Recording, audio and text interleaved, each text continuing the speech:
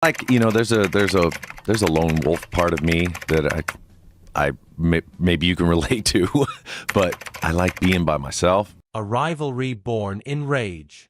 A friendship buried under decades of silence. And now, an unexpected confession. James Hetfield has just opened a door fans never thought he'd touch again.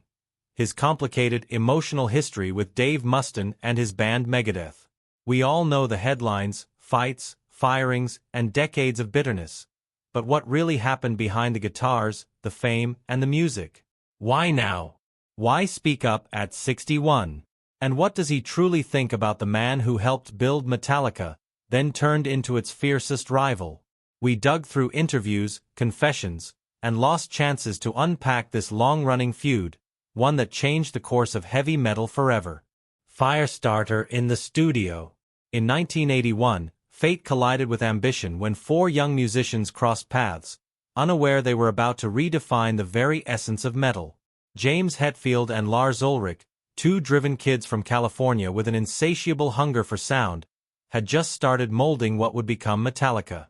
But they needed something, or someone, to electrify their chemistry. That's when Dave Mustaine entered the picture. A lightning rod of raw talent and unchecked aggression, Mustaine wasn't just another guitarist. He was a storm in human form, a musician who played with fury and lived with even more. From day one, Mustaine's influence on Metallica was impossible to ignore. His guitar work was jagged, sharp, and deeply emotional.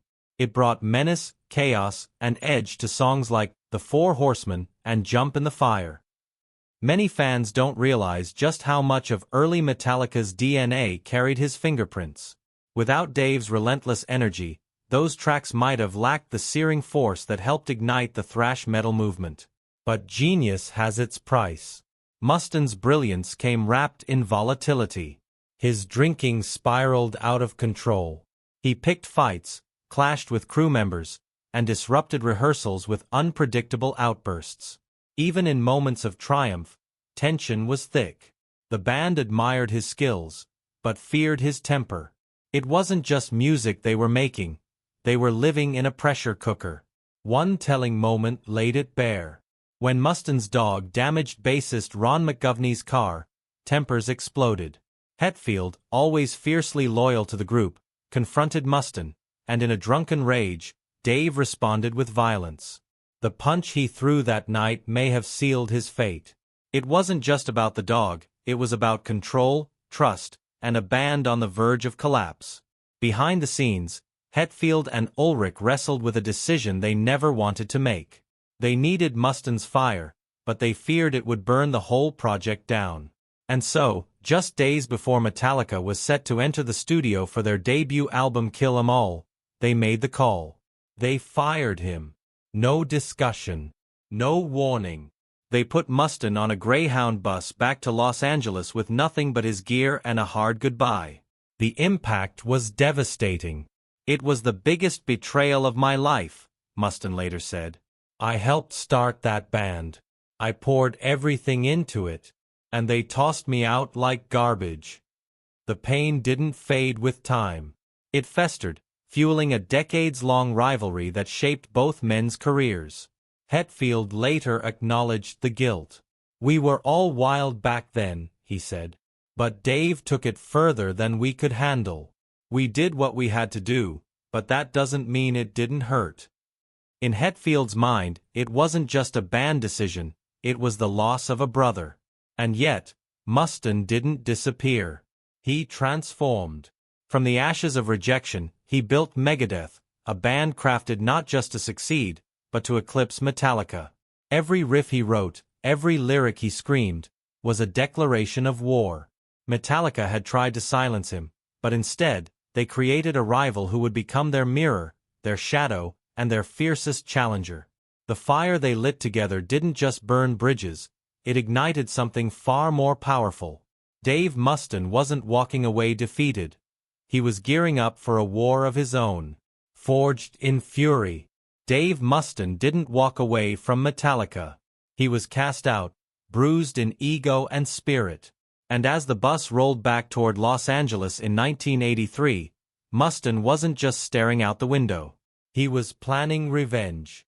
In those long hours of isolation, a new mission took shape in his mind, not just to form another band, but to build something so powerful it would haunt the very people who had exiled him.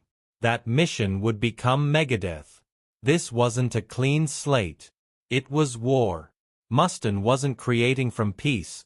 He was creating from rage.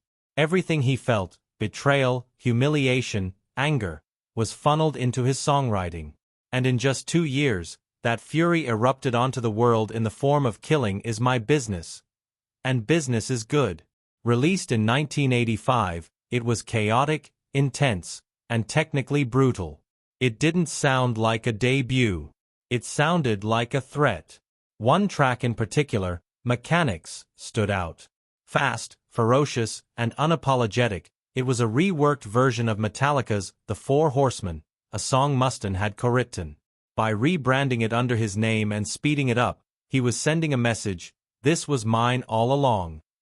But Mustaine wasn't just shouting at Metallica. He was reshaping metal. Unlike Metallica, who by then were moving toward a broader audience, Megadeth doubled down on complexity. Intricate guitar work, whiplash tempo changes, aggressive vocals. Mustaine wasn't just trying to match Metallica's energy. He was trying to surpass it in every measurable way. He didn't want to be compared. He wanted to be crowned. The divide between the two bands widened quickly. Metallica began gaining mainstream traction, particularly after the success of Ride the Lightning and Master of Puppets. They were praised for evolving their sound, adding melody, structure, even moments of vulnerability. Megadeth, on the other hand, remained firmly in the trenches of pure thrash. And that divide became a kind of spiritual battleground for fans. Metallica was the band that matured. Megadeth was the band that refused to compromise. In interview after interview, Mustaine poured gasoline on the fire. He called Metallica sellouts, mocked their lyrics, accused them of coasting on fame. And his fans, many of them musicians themselves, loved him for it.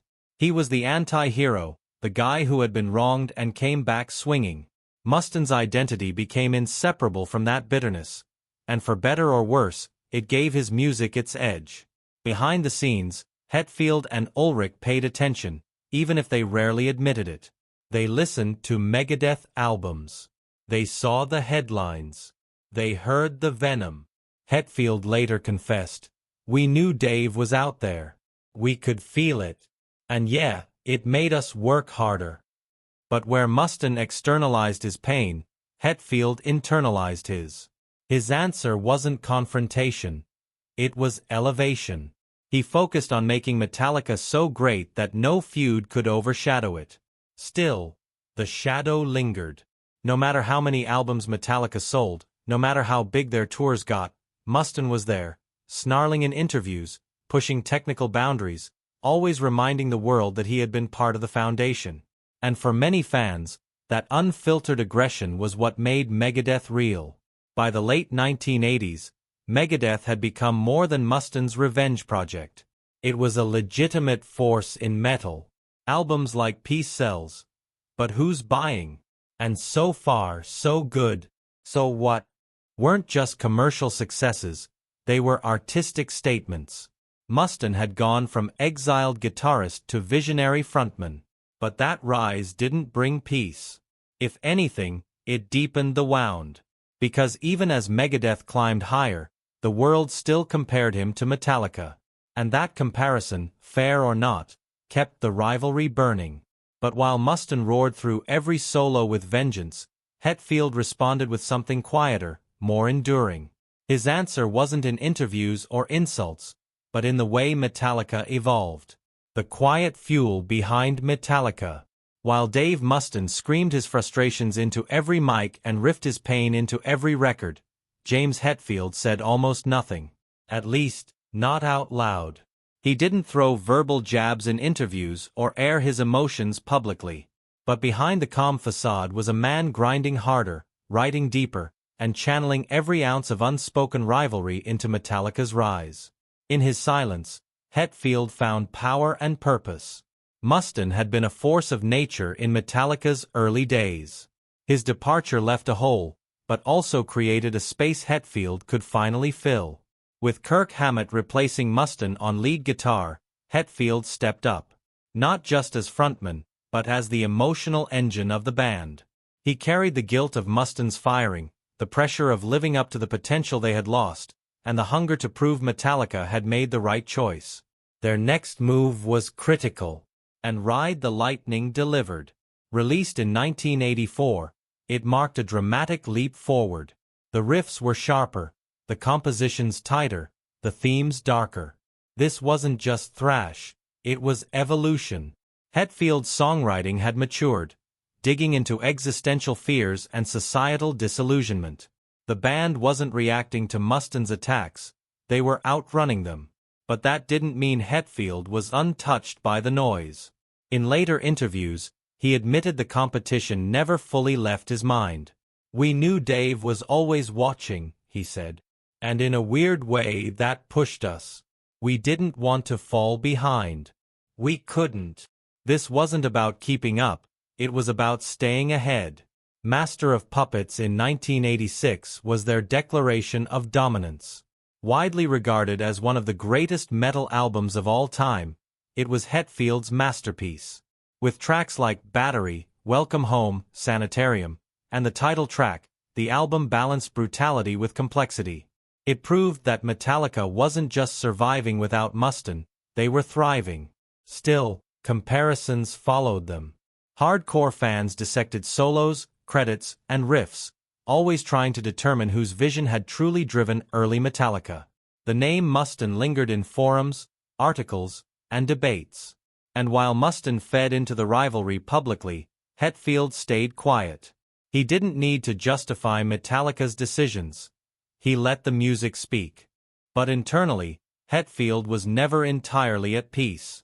He later confessed that Mustaine's relentless presence in the press wore on him. "It's hard when someone won't let go of the past," Hetfield admitted. "Especially when you're trying to move forward." That statement revealed what many fans had suspected. Hetfield hadn't buried the past, he'd buried it alive. Throughout the late 1980s and early 90s, Metallica expanded their sound. They embraced melody. They wrote ballads like Fade to Black and Nothing Else Matters. They angered purists, but also reached millions. And Justice for All showcased their musical ambitions, while the Black Album made them a global phenomenon. Some fans called it a sellout. Mustaine certainly did. But Hetfield wasn't chasing trends, he was chasing immortality. And in doing so, he was shaping a legacy that extended far beyond thrash.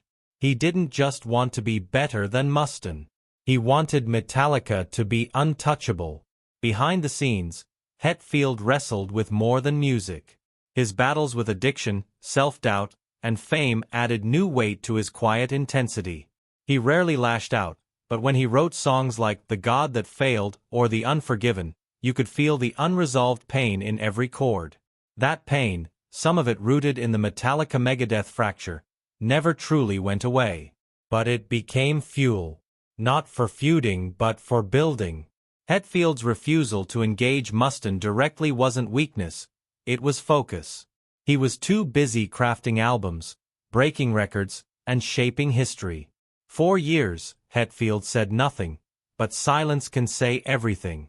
And when the two men finally sat across from each other, the past came crashing into the room. The conversation that cut deep.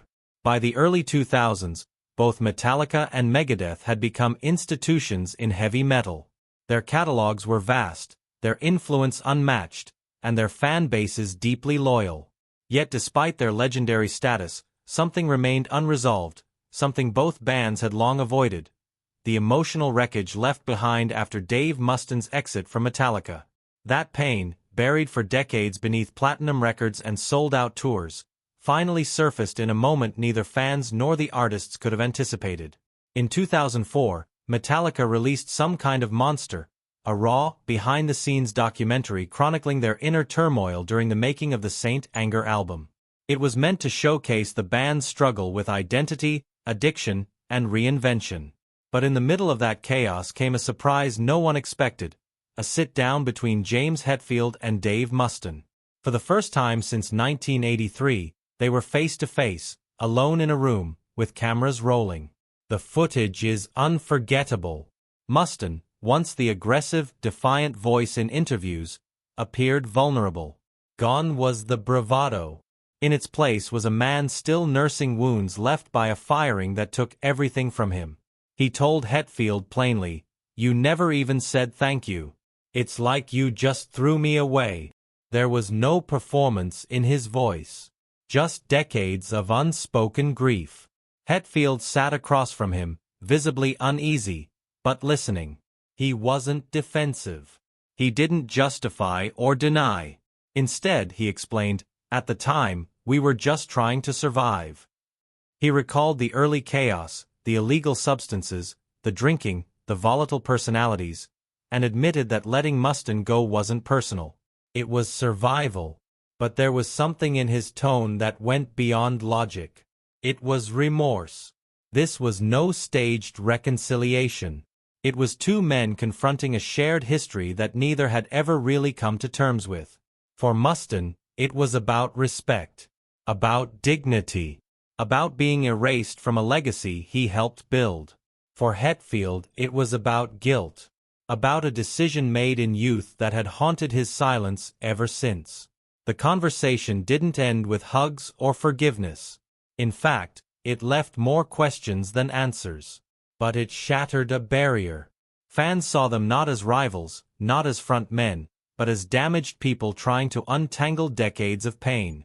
Mustaine admitted that, even with Megadeth's success, the shadow of Metallica followed him. Hetfield, too, seemed burdened by what might have been. Critics called the moment one of the most honest in any rock documentary. For the first time, the legendary feud wasn't reduced to magazine headlines or fanboy arguments. It was raw, messy, human, and it hinted at a possibility, however faint, that the wound could eventually heal. But healing